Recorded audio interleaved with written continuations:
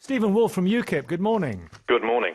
Of course, if we were not in the European Union, the situation would surely be a whole lot worse, because the French would, bad enough as it is now, the French would be under nul point, absolutely zero obligations to do anything.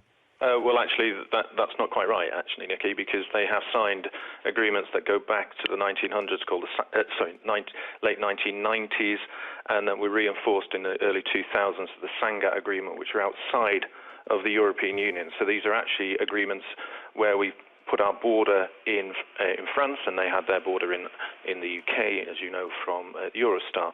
So that would be a separate issue altogether, and they would have to renege on that international agreement. But where you're quite right in terms of if we left the European Union, we would certainly have an opportunity then to be able to deal with other aspects of migration. But what you're raising here is, I was the first British politician to go to the new camp that opened in December, where they enabled food and the opportunity to have healthcare and also a tent there for people to be able to use phones and internet. I then went back in June, where I was the first person to see the rise of this new camp, which is a terrible place, really. I mean, I'm going to be frank about this. You wouldn't want anybody to be living in this. It was 3,500. But I spoke to the immigrants there, and I will differ from Philip there. Most of the immigrants I met were, yes, they were Eritrean, and yes, they were from Darfur and Sudan. But the majority of them said that they wanted to come to Britain, and they were coming into that camp of between 150 to 200 a day. So I'm not surprised there's 5,000 there now. I actually estimated that we'd be getting towards 10,000 by Christmas. This is a humanitarian crisis in the growing. But they said they wouldn't go to Germany, because they felt Germany was racist and wouldn't allow their families to join them. They wouldn't stay in Italy for the same reason. It was racist, and the Italians actually helped them get up the border by giving them maps how to get to France. Some of them wanted to stay in France, but they said there were medical and educational issues that they faced. So they don't think that this country's racist? No, they don't. Are you not proud of that? I'm incredibly proud of that. As a mixed-race person, I'm delighted by that. But I'm just saying that the reason that they wanted to come to the UK is they felt that, firstly, they had contacts here and they would be able to get into employment through the black market now that's growing. They would be able to gain benefits through theirs. In particular, they talked about housing benefits through having people through contacts in there.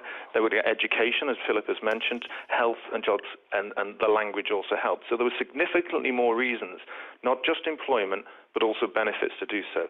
But the point is at issue now is that we are in a crisis, and it has Calais and Britain are under siege from the vast number of people trying to get into our country. Steven Woolfe?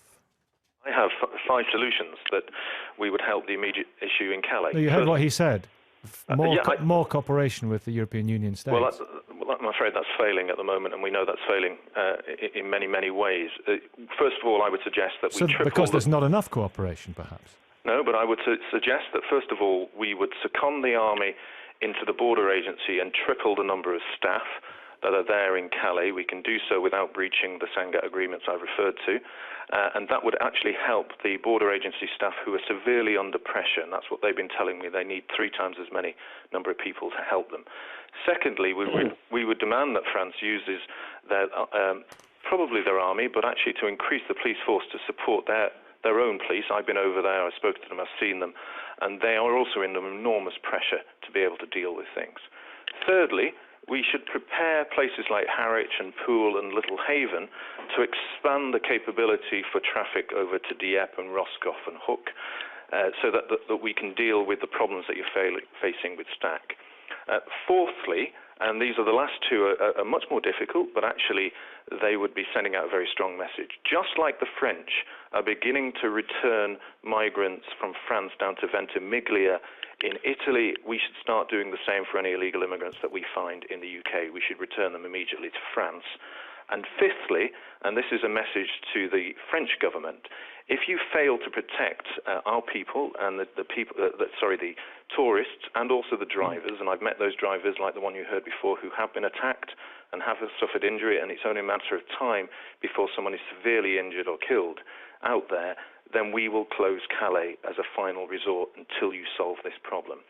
Those would be 5 immediate solutions before we deal with the policy issues themselves. Thank you very much indeed.